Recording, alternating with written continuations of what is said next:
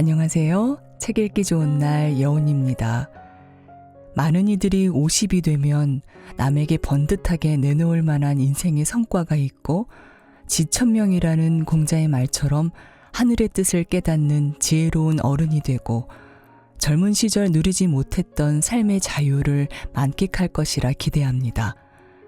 하지만 막상 50이 되자 자식과 부모 사이를 챙겨야 하는 이중고 속에서 은퇴를 앞두고 제대로 이룬 것이 없는 허무함이 밀려옵니다. 이렇듯 중년의 행복한 삶을 꿈꾸며 숨가쁘게 살았는데 대체 나의 중년은 왜 이런 것일까라는 부정적인 감정들이 밀려옵니다. 이럴 때 중요한 것은 속마음과 정신의 건강입니다. 흔들리지 않는 50, 지혜로운 50은 내 마음을 아는 데서 시작합니다. 오늘 소개할 책은 흔들리는 중년의 위기를 극복하는 방법, 50의 마음사전입니다. 이 책은 50을 50답게 살게 할 31가지 마음의 말들을 담은 책인데요. 50의 심리와 위기, 태도, 욕구, 믿음, 그리고 균형 잡기까지 6가지 마음에 대해 알아보고 괜찮은 인생이란 무엇인지, 인생 후반기를 어떻게 살아낼 것인지를 알려줍니다. 50즈음은 지난 인생을 잘 정리하고 앞으로 맞이할 또 다른 50 인생을 위한 마음 공부의 적기입니다. 흔들리지 않는 50, 허무하지 않은 50의 인생을 어떻게 살아가야 하는지 지금부터 잠시 책 속으로 들어가 살펴보겠습니다. 오늘도 책 읽기 좋은 날과 함께 좋은 시간 보내세요.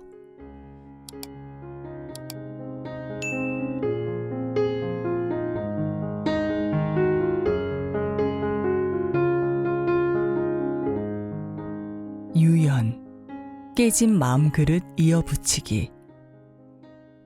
삶이란 50이 되고 60이 되더라도 끊임없는 외부 자극에 자신을 노출하는 일입니다. 주변 환경, 관계 갈등, 타인의 평가와 비난, 재해 등 내가 아닌 모든 것은 다 외부 자극입니다. 우리의 마음은 이 외부 자극, 특히 다루기 힘든 외부 자극들에 어떻게 대처할까요? 이는 크게 3가지로 나눌 수 있습니다.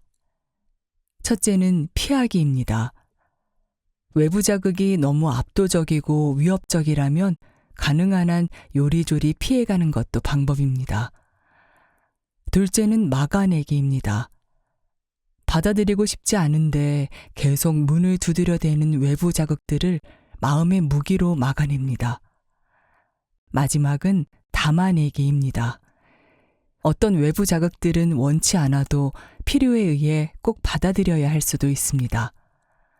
그때 너무 버겁고 감당하기 어렵다면 임시로 마음그릇에 담아두는 과정이 필요합니다. 마음그릇의 모양은 크기만큼 중요하다. 제대로 된 밥그릇 하나 없는 알량한 마음은 외부 자극을 받아들일 여유가 없습니다. 그럴 때는 일단 피하거나 막아서 외부 자극들을 차단하는 것이 좋습니다. 그러나 다루기 어렵다고 모든 외부 자극을 차단할 수는 없습니다. 이럴 때 필요한 것이 바로 마음 그릇입니다. 흔히 마음의 수용력을 그릇 크기로 표현합니다. 그릇이 큰 사람 또는 작은 사람이라고 말하죠. 내 마음 그릇의 전체 용량을 아는 건 중요합니다. 그래야 적정량의 자극을 담을 수 있으니까요. 그러나 50이 되면 크기만큼이나 그릇의 모양이 중요해집니다. 나이를 먹을수록 용도에 따라 모양이 다른 그릇이 필요합니다. 간장은 평평하고 큰 접시에 담을 수 없고 파전은 오목한 종지에 담을 수 없습니다. 계속 늘어나는 외부 자극을 제대로 받아내려면 내용에 따라 모양과 크기가 다른 마음 그릇이 필요하겠죠. 마음 찬장에 용도가 다른 그릇을 다양하게 준비해 둔다면 곧바로 다루기 힘든 외부 자극들을 그에 맞는 그릇에 담아낼 수 있게 될 것입니다. 마음의 입장에서 보면 외부 자극들은 대부분 낯설게 느껴집니다. 그러므로 마음 그릇에 담아 시간을 들여 숙성하는 기간이 필요합니다. 적정 기간을 지나 잘 숙성된 외부 자극들은 더 이상 날 것이 아닙니다. 차후 나의 내적 자원으로 자연스레 스며듭니다. 정년 퇴직을 몇 년 남기지 않은 상혁 씨는 이 나이까지도 부정적인 평가에 유난히 민감합니다. 어려서부터 모범생으로 칭찬만 들으며 자라서인지 어쩌다 자신을 향한 부정적인 말을 들으면 며칠 동안 잠도 못 자고 밥도 못 먹을 정도로 마음이 불편합니다. 중학생 때는 겸손한 척한다라는 말을 듣고 바로 그 친구와 절교했습니다. 대학생 때는 동아리에서 좀스럽다는 말을 들은 후 통 크게 뒤풀이 비용을 쏘느라 등골이 빠질 뻔하기도 했습니다. 상혁 씨는 지금의 직장이 정말 마음에 듭니다. 자신을 신랄하게 평가하는 동료 한 명만 빼면 말이죠. 그 사람의 평가가 완전히 틀린 것만은 아니어서 더욱 불쾌합니다. 그 동료 때문에 이 좋은 직장을, 그것도 정년을 코앞에 둔 채 관둘 수는 없었습니다. 그러나 자는 것도 먹는 것도 점점 시원치 않고 힘들어졌습니다. 마음 그릇에 대한 설명을 들은 상혁 씨는 자기 마음에도 그릇을 하나 마련했습니다.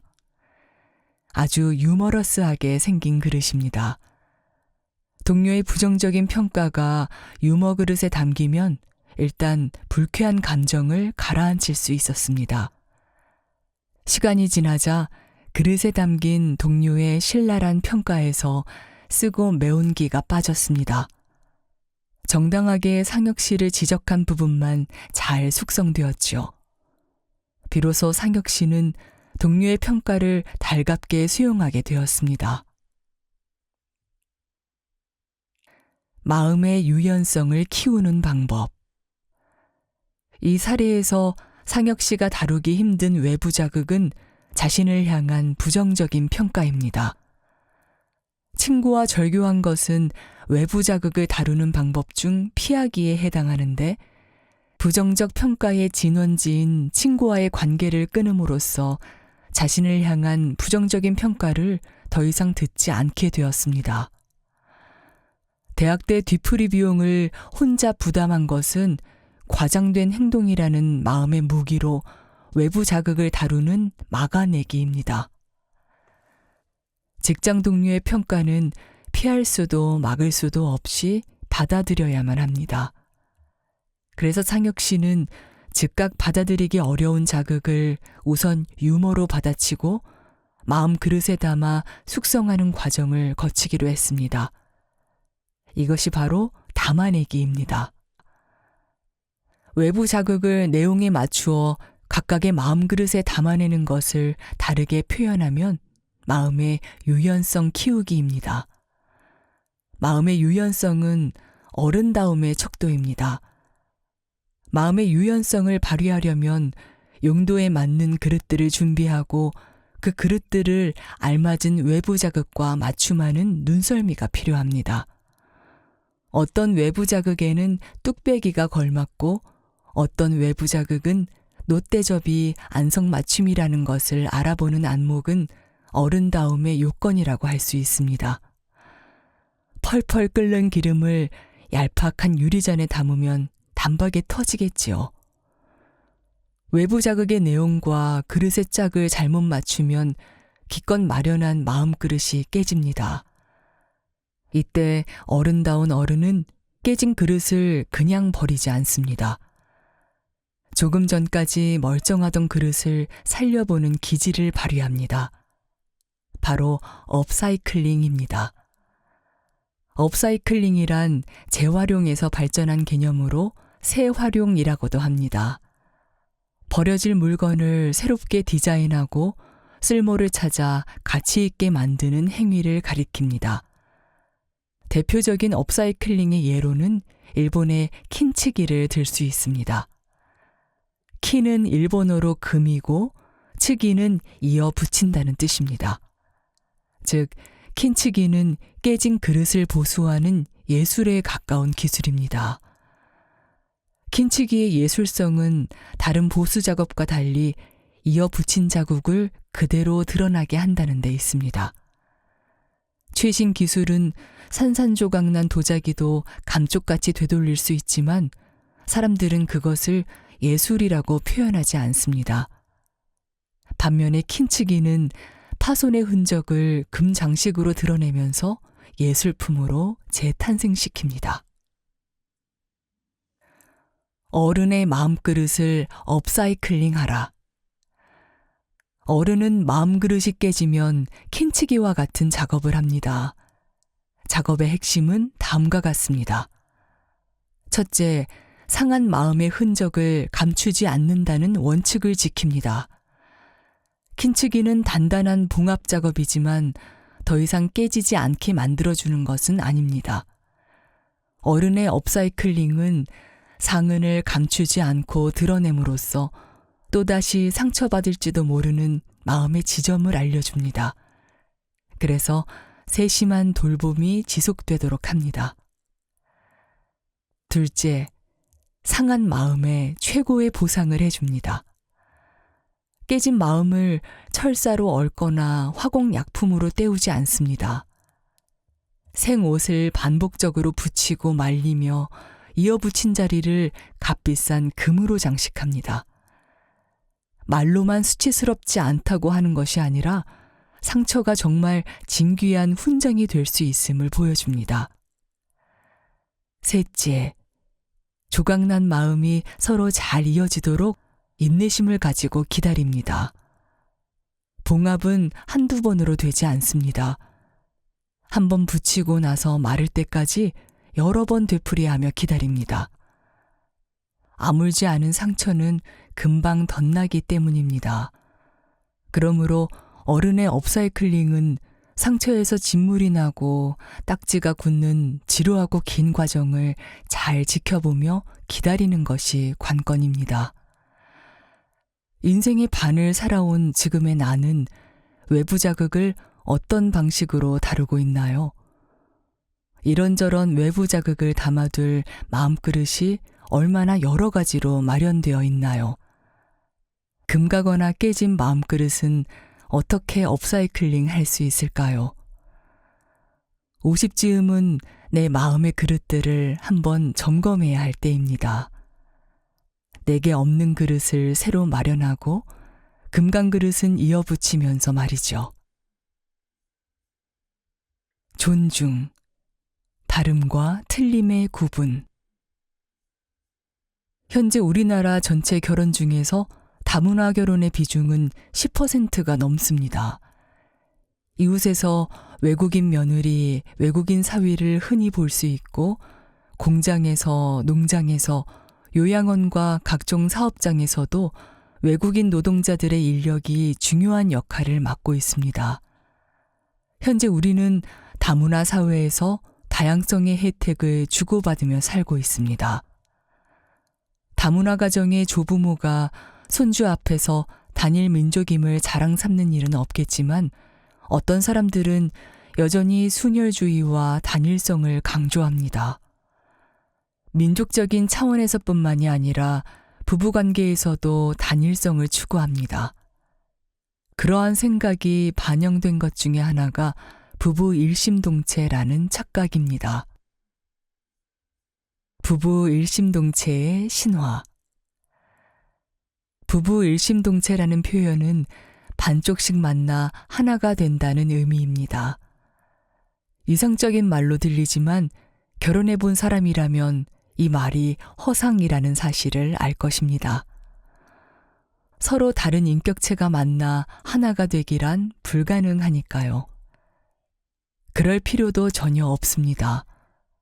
다른 것을 굳이 똑같이 만들려면 많은 갈등과 분란이 생기게 마련입니다. 선거 때마다 말다툼하는 50대 부부가 있습니다.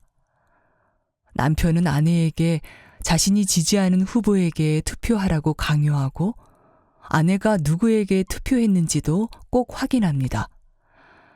만약 자신이 미는 후보와 일치하지 않으면 버럭 화를 낸답니다. 부부는 일심동체인데 어떻게 나랑 다른 후보한테 투표할 수 있어?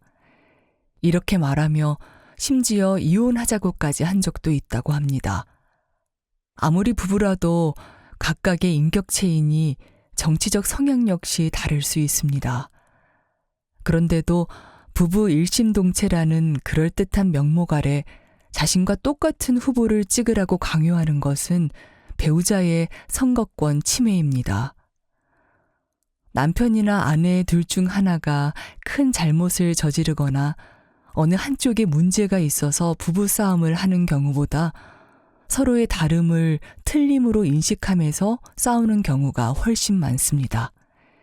집이 왜 이렇게 더워 하면서 에어컨을 켤 때 덥기는 뭐가 덥냐면서 곧바로 에어컨을 꺼버리면 싸움으로 번지겠지요. 서로 체질이 다름을 배려하지 못하고 나만 옳고 상대방이 틀리다고 고집하는 셈입니다. 이런 부부는 서로 자신이 옳으니 네 생각과 행동을 고치라고 요구합니다. 다름이 아니라 틀림으로 인식한다는 말을 달리 표현하면 나는 옳고 너는 그르다고 차등화하는 것입니다. 이러면 한쪽은 우월하고 나머지 한쪽은 열등한 관계가 되니 부부 사이가 평등해질 수 없습니다. 다시 말해 내가 옳고 우월하니 틀리고 열등한 네가 나를 따르라고 요구하는 것입니다. 그래서 부부 상담을 하다 보면 서로의 다른 부분을 있는 그대로 수용하기만 해도 문제가 쉽게 해결되는 모습을 흔히 볼 수 있습니다. 부부 이심이체. 부부는 결혼 전 이심이체였고 결혼 후에도 마땅히 이심이체여야 합니다. 젓가락 같은 사물은 똑같은 것끼리 한 쌍을 이루지만 사람은 기계에서 찍혀 나오듯 똑같을 수 없습니다. 부부가 한 쌍을 이룬다는 말뜻은 똑같아지는 것이 아니라 다르면 다른 대로 조화롭게 쌍을 이루어 간다는 것입니다. 진짜 조화로운 관계는 똑같아지려 서로의 다름을 중화시키지 않습니다. 다름을 오히려 상대방의 장점으로 받아들이고 각자의 특성으로 키웁니다. 배우자가 나의 부족한 반쪽을 채워준다는 생각도 큰 오산입니다.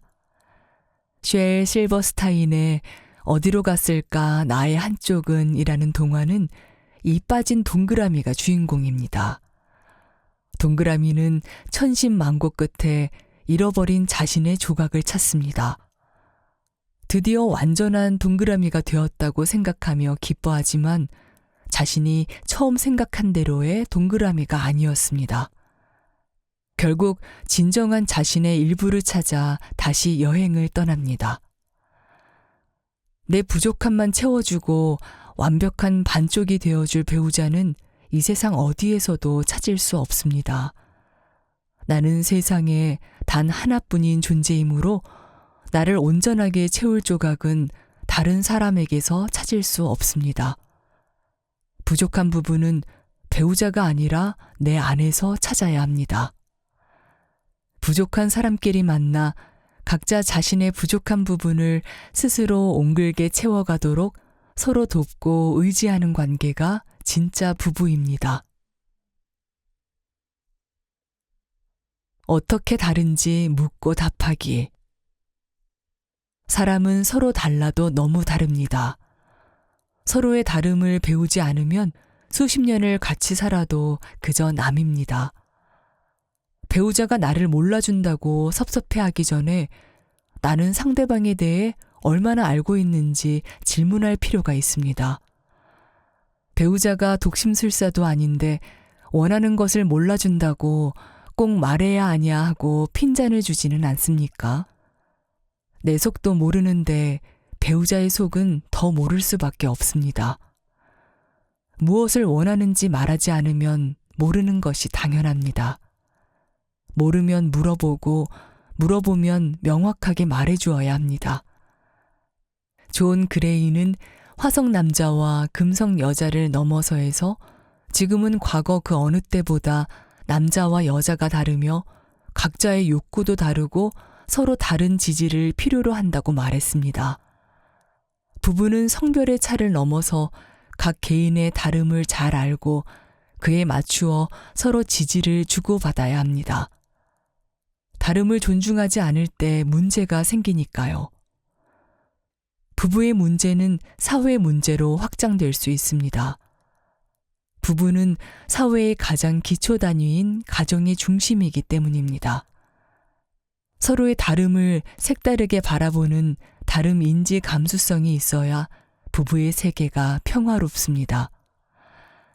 다음의 말들을 다시 한번 천천히 되새기며 50 이후의 부부관계를 어떻게 꾸려나갈지 생각해 보면 좋겠습니다. 다름을 틀린 것으로 보면 우열이 생기고 지배와 피지배의 관계로 갈라집니다. 다름은 서로에게 경이로움을 가지고 새롭게 배우며 이해하는 것입니다. 다름을 이해하면 서로 비교하지 않습니다. 다름은 삶을 풍요롭게 하는 다양성입니다. 나와 다른 것을 차별하거나 혐오하지 않고 있는 그대로 존중합니다. 다름은 분열을 가져오지 않습니다. 각기 다른 조각들이 모여 큰 퍼즐을 완성합니다.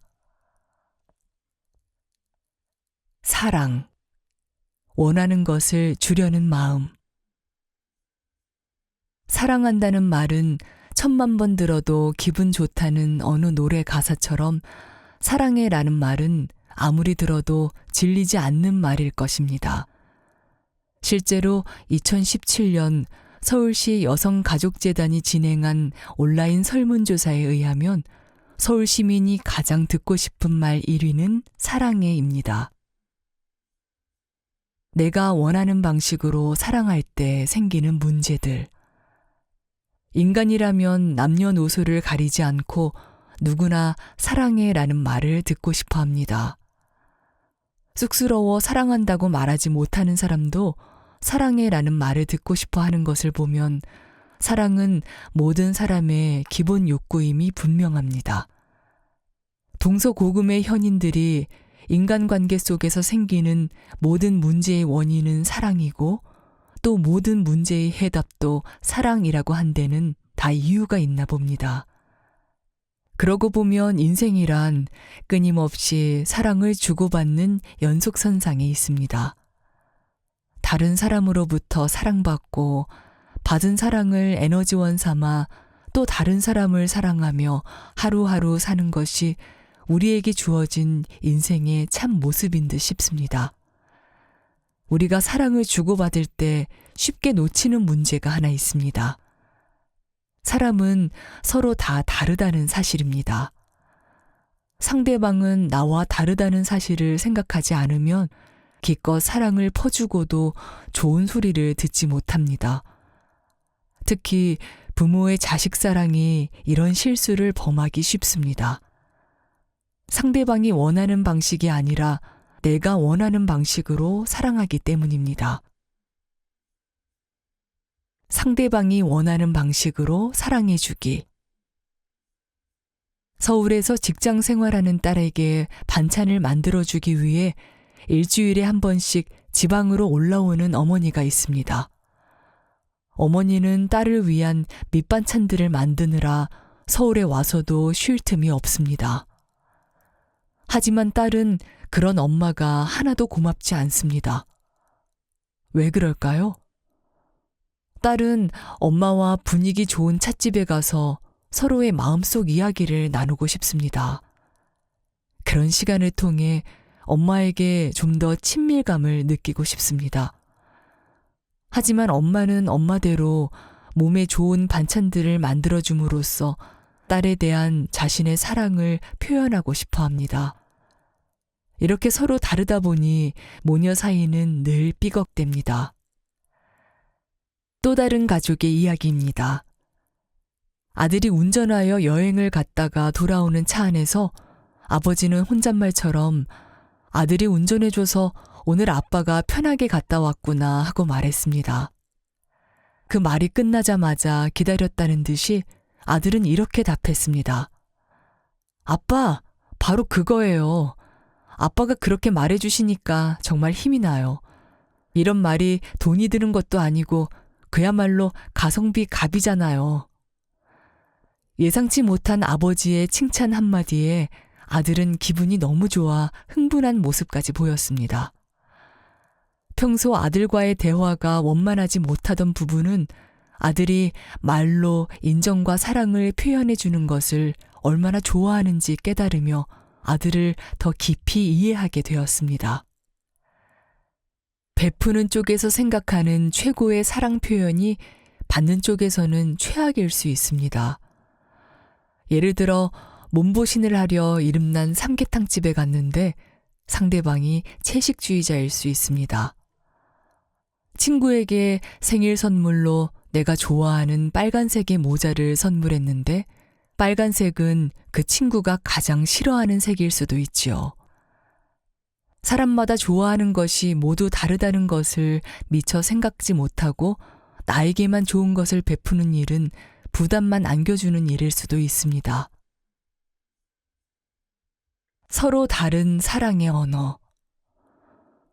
세계적인 상담가인 게리 체프먼 박사는 일찍이 사랑을 주고받는 방식에 관심을 가진 전문가입니다. 그는 아무리 사랑을 주어도 상대방이 원하는 방식이 아니면 그 사람은 사랑받는다고 느끼지 못한다고 말했습니다. 그러면서 사람들이 주고받는 사랑의 5가지 유형을 제시했습니다. 인정하는 말하기, 선물하기, 함께하기, 스킨십, 봉사 주고받기입니다. 간혹 상담 중에 이런 말을 듣습니다.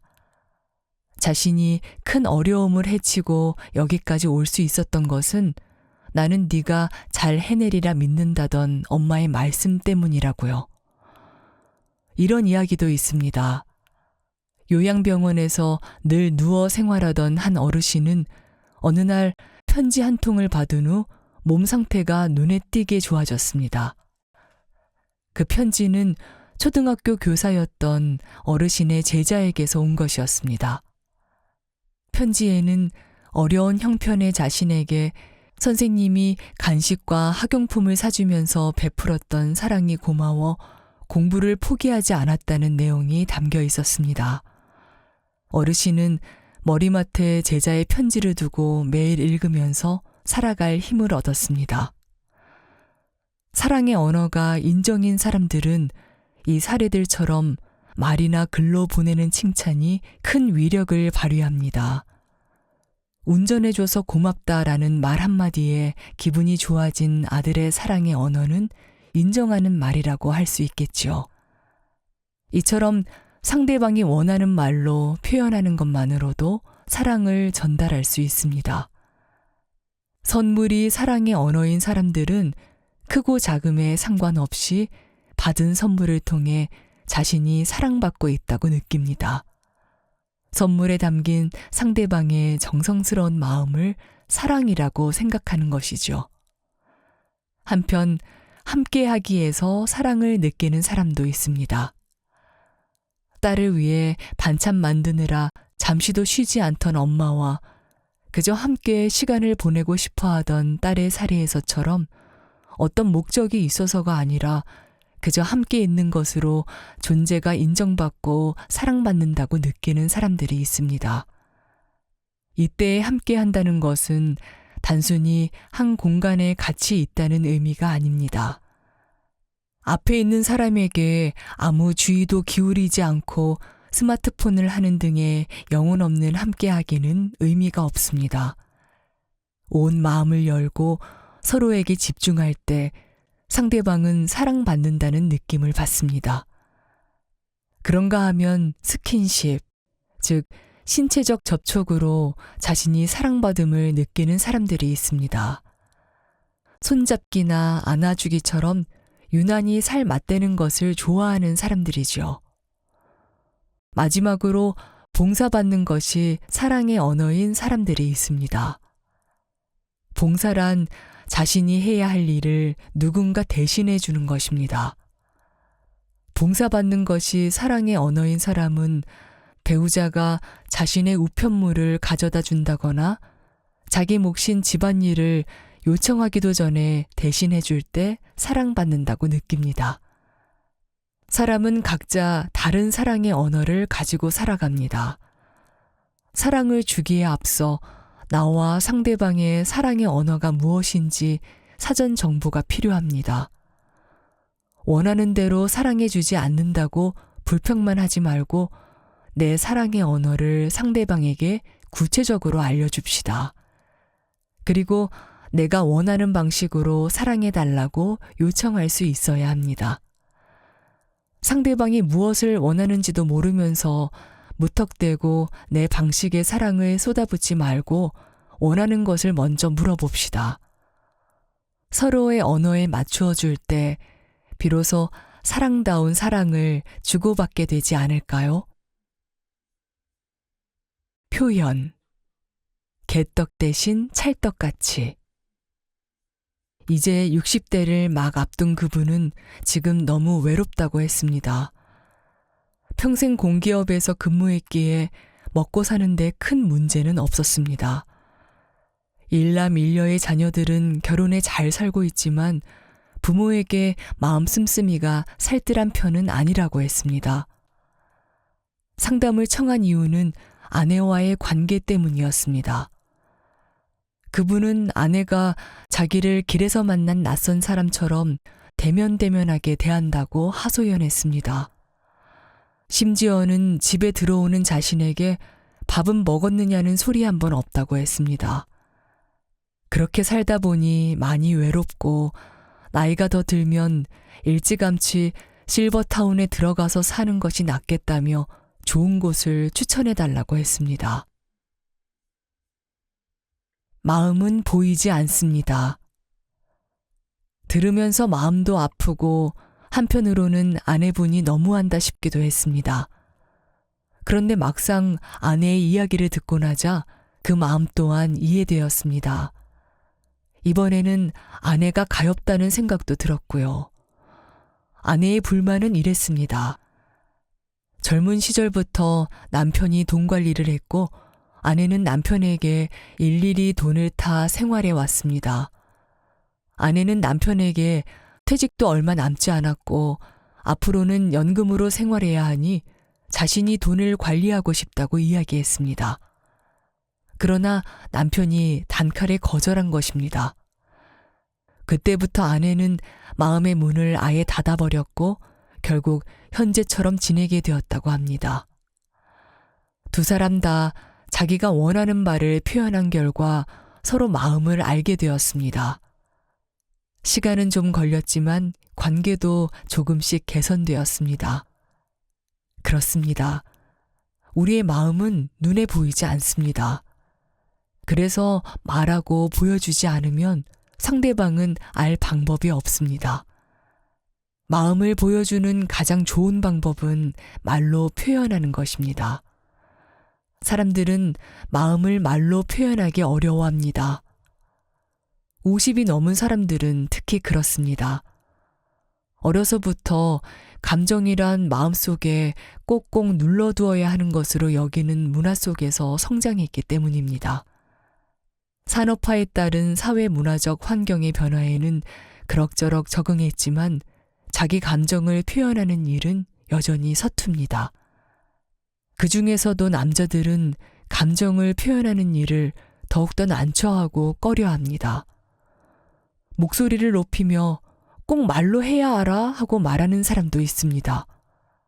하지만 말로 표현하지 않으면 상대방은 영원히 내 마음을 제대로 알 수 없습니다.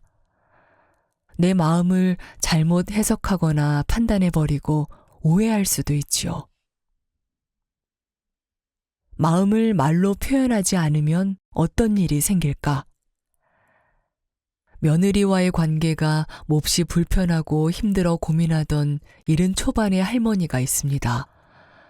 어느덧 50이 넘은 아들 부부에게 이제는 그만 분가해서 혼자 살고 싶다고 했습니다. 그 말에 당황한 아들은 막무가내로 안 된다고만 했습니다. 어머니를 위해 지금의 아내와 결혼했기 때문입니다. 할머니는 영문을 몰랐습니다. 잘생겼고 좋은 대학을 나와 남들이 부러워하는 대기업에 취업한 아들이기에 안 그래도 고등학교만 졸업한 며느리가 여전히 마음에 내키지 않던 터였습니다. 어리둥절한 어머니에게 아들은 어머니가 평생 아들 하나만 믿고 살아왔기에 어머니를 잘 모실 신부감이 배우자 선택의 기준 1순위였다고 말했습니다. 아들은 자신의 선택을 어머니가 좋아하리라 생각했을 테지만 정작 어머니는 자신을 잘 모실 며느리가 아니라 아들이 행복하게 사는 것을 바랐습니다. 이처럼 주변을 둘러보면 서로를 위하며 사랑하지만 서로 마음을 제대로 표현하지 못해 벌어지는 황당하고도 어처구니 없는 일이 참으로 많습니다. 한 번은 어느 여성분이 이런 말을 했습니다. 친정 아버지가 80대 후반인데 무뚝뚝하셔서 그런지 살아오시는 동안 어머니에게 애정 표현 한 번이 없었답니다. 그런 분이 임종 직전 딸에게 집에 있는 엄마에게 내가 평생 사랑했노라 전해라고 했대요. 어머니를 향한 아버지의 사랑을 확인해 기분이 좋으면서도 아버지가 그 말을 어머니에게 직접 했으면 얼마나 좋았겠냐며 아쉬워했습니다. 마음은 표현한 만큼만 알 수 있다. 표현하지 않는 사랑은 사랑이 아니다라는 말이 있습니다. 말로 표현하지 않으면 다른 사람이 내 마음을 알 수 없기 때문입니다. 눈에 보이지 않으니 표현한 만큼만 아는 것이죠. 인간은 관계 속에서 살아갈 수밖에 없는 사회적 동물이므로 자기 마음이 어떤지 더 표현하며 살아야 합니다. 그래야 서로 마음을 알고 상대방을 더 잘 이해할 수 있습니다. 마음은 표현된 만큼만 알 수 있다라는 말은 한마디로 표현하지 않으면 짐작하고 추측할 수밖에 없다는 뜻입니다. 혹 이런 경우는 없었는지요? 배우자가 빵을 먹고 싶다고 했습니다. 그래서 뭐 사올까 하고 물었는데 아무거나 다 괜찮다고 합니다. 정말 그럴까요? 평상시 배우자가 잘 먹던 빵을 생각하며 나름 신중하게 골라서 사와도 전혀 예상치 못한 반응이 나올 수 있습니다. 다음에는 튀김빵은 빼고 와 같이요. 우리는 자기 마음을 잘 표현하지 않으면서 상대방은 내 마음을 잘 알아주기를 원하는 경향이 있습니다. 다시 한번 말하지만 마음은 표현한 만큼만 알 수 있습니다. 친할수록 개떡같이 말해도 찰떡같이 알아듣기를 원하지만 개떡같이 말하면 개떡같이 알아들을 수밖에 없습니다. 균형. 낀 세대를 살아가는 비결. 낀 세대는 기성세대와 신세대 사이를 이르는 말입니다. 보통 특별한 자기 색깔을 드러내지 못하는 40, 50대 직장인을 일컫습니다. 하지만 가정 단위로 보았을 때는 자식과 부모를 동시에 부양하는 50, 60대를 대개 낀 세대라고 부릅니다. 2022년 한국리서치의 조사에 의하면 45세에서 64세 중장년의 절반이 넘는 56%가 노부모와 성인 자녀를 동시에 부양한다고 합니다. 낀 세대에 해당하는 인구가 적지 않음을 알 수 있습니다. 개인차는 있지만 낀 세대의 기간이 점점 늘고 있습니다. 문명화되고 고스펙을 요구하는 사회일수록 교육기간이 늘어나고 그만큼 성인 자녀의 경제적 독립이 늦어집니다. 반대로 수명이 연장된 만큼 노부모를 부양하는 기간은 늘어납니다. 설상가상의 낀 세대. 두 세대 사이에 끼어 있다는 느낌은 어떤 걸까요? 양옆이 든든한 방어벽이라면 보호받는 느낌이겠지만 낀 세대의 양옆은 의존의 벽입니다. 양쪽 모두 낀 세대에게 의존하니 중압감이 엄청납니다. 소통이 원활하지 못할 때는 소외감과 외로움도 배가 되지요. 자식 세대에게는 고루하다고 외면당하고 노쇠한 부모님과는 물리적인 소통마저 제대로 되지 않습니다. 50 중반의 지영 씨는 지인의 사업체에서 일했습니다. 사정이 여의치 않아 그만두지 못하고 일하러 다닌 지 벌써 20년이 넘었습니다. 몇 년 동안 취업 준비생이던 아들이 드디어 입사하자 지영 씨는 드디어 일에서 손을 털고 시간적으로도 여유를 가지게 되었습니다. 슬슬 남들처럼 자신을 위한 새 삶으로 재탄생하기 위해 리본 세대로 돌입하려는 순간 아들의 선전포고를 듣습니다. 도저히 적성에 맞지 않아 퇴사했다며 또다시 취업 준비생으로 원위치했습니다. 설상가상으로 시아버지가 뇌졸중으로 입원했다는 연락을 받았습니다. 이제 겨우 자신을 위한 삶을 시작하려 했는데 온몸의 힘이 다 빠져버리는 것 같았죠. 언제 끝난다는 기약도 없이 두 세대를 다시 돌보아야 한다고 생각하니 눈앞이 캄캄해졌습니다. 일찌감치 아들을 분리 독립시키지 못한 자신을 탓해봐야 소용없고 노인 공동부양의 사회적 책임을 따져봐야 아무 해결책이 나오지 않았습니다. 현재 낀 세대의 고통은 고스란히 각 가정과 개인의 몫입니다. 낀 세대의 기간이 길어지는 것은 경제적으로, 체력적으로, 심리적으로 심각한 위기입니다. 위기에 꺾이지 않고 기회로 전환시키려면 낀 세대의 이점을 잘 이용하는 수밖에 없습니다. 그렇다면 끼어 있음으로 얻을 수 있는 것은 과연 무엇일까요? 다시 보기와 미리 보기. 중간에 끼어 있으면 양쪽의 모습을 동시에 볼 수 있으므로 다시 보기와 미리 보기가 가능합니다. 자식들과 함께 있으면 자식으로 지내던 지난날 내 모습을 다시 보기 할 수 있습니다. 겸허한 마음으로 지난날을 다시 보면서 나도 저 때는 그랬구나. 저럴 때는 내가 우리 아이만도 못했네 하고 깨달으면 한없이 한심해 보이던 자식이 다르게 보입니다. 철없이 못되게 굴던 나를 무던히 참고 기다려주던 부모님의 모습이 떠오르면서 진정으로 감사한 마음이 들기도 하고요. 부모 세대와 같이 살면 노쇠한 부모의 모습을 보면서 다가올 미래에 내 모습을 미리 보기 할 수 있습니다. 미리 보기로 죽음을 미리 생각해보며 삶의 태도를 다잡을 수 있지요. 산다는 것이 하루하루 죽음과 가까워지는 것임을 깨달으면 현재의 삶을 더욱 소중히 여길 수 있습니다. 나아가 어떻게 해야 삶을 향한 집착을 내려놓고 주어진 삶에 순종할 수 있을지 생각할 수도 있겠지요. 이렇게 미리 보기를 하면 너무 늦게 깨달아 후회할 일들을 만들지 않을 수 있습니다. 낀 세대에서 언제 해방될지 막막하기만 하던 지영 씨는 책에서 이런 글귀를 읽었습니다.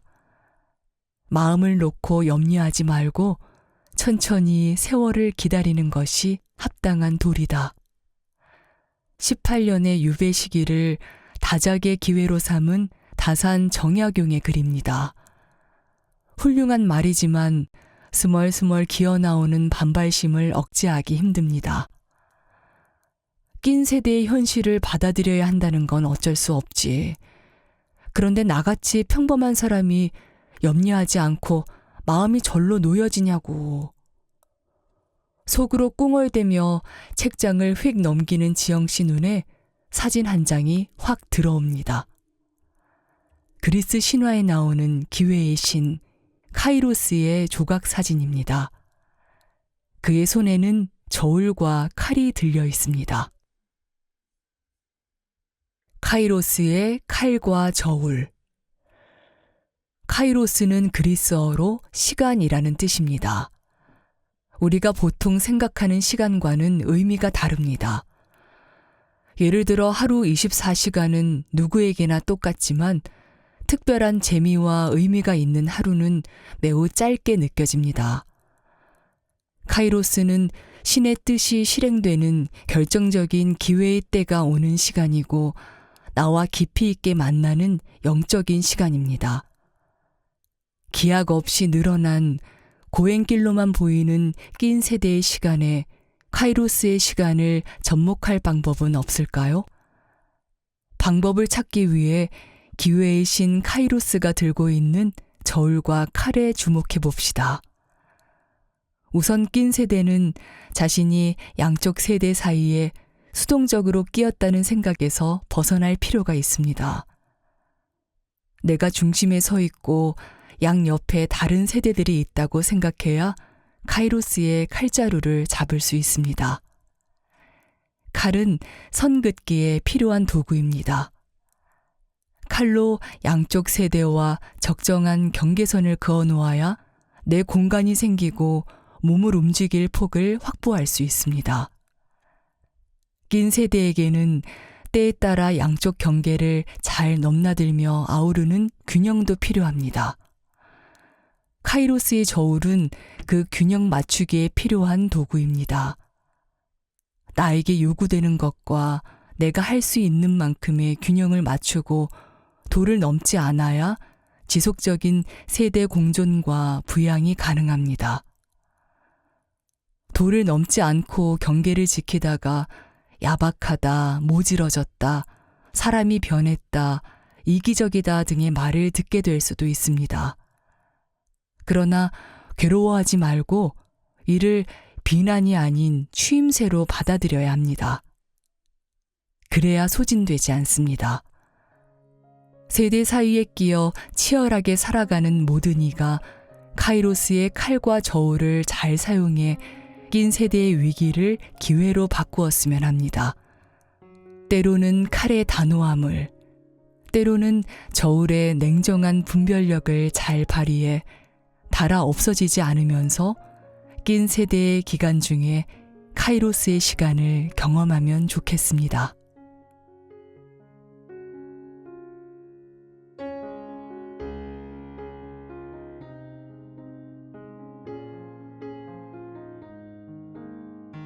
책 읽기 좋은 날 오늘은 여기까지입니다. 안온하고 포근한 시간 보내세요.